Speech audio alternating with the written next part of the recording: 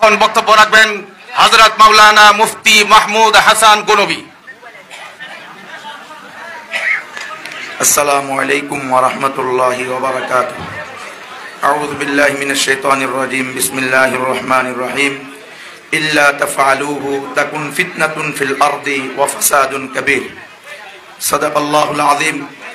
অধ্যকার এই মহতি জলসার আমিরে হেফাজত আল্লামা মুহিবুল্লাহ বাবুনগরী সাহেব সহ সকল নেতৃবৃন্দ এবং আমার উপস্থিত তাওহীদবাদী ইমানদার উলামা তুলাবা এবং সর্বস্তরের মুসলমান ভাইরা, আল্লাহ পাকের দরবারে লাখো কোটি শুকরিয়া যে আল্লাহ তাআলা আমাদেরকে আমাদের মুরব্বীদের তত্ত্বাবধানে আজকের এই সেমিনার করার তৌফিক দান করেছেন।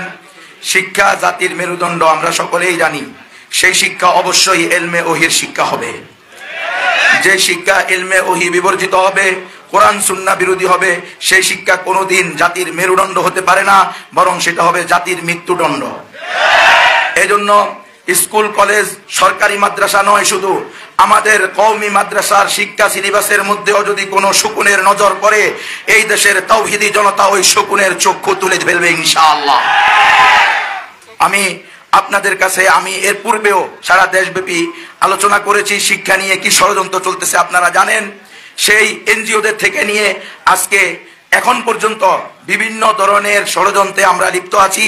আমাদেরকে ষড়যন্ত্রের মাধ্যমে ষড়যন্ত্রের বেড়াজালে পরিপূর্ণভাবে আটকে ফেলা হয়েছে।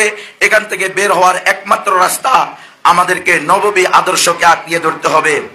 ওই ইমাম মালিক রহমতুল্লাহ আলাইহির ঐতিহাসিক ভাষণ আমাদেরকে মনে রাখতে হবে, লা ইয়াসলুহা আখিরু হাযিহিল উম্মতি ইল্লা বিমা সালুহা বিহি আউয়ালুহা।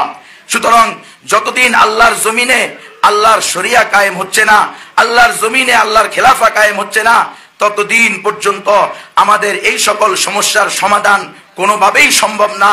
সুতরাং আমাদেরকে স্পষ্ট বার্তা রাখতে হবে, আমাদের বেফাকের হাইয়াতুল উলিয়ার সিলেবাসের মধ্যেও যেন কোনো রকম কুফরি, শিরিকি, ঈমান বিধ্বংসী কোনো কথা, কোনো গল্প, কোনো পদ্য, কোনো কাব্য আসতে না পারে, এ ব্যাপারে আপনারা সতর্ক থাকবেন।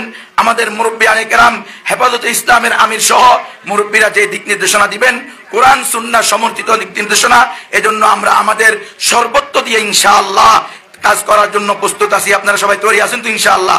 ওয়া আখিরু দাওয়ানা আলহামদুলিল্লাহ।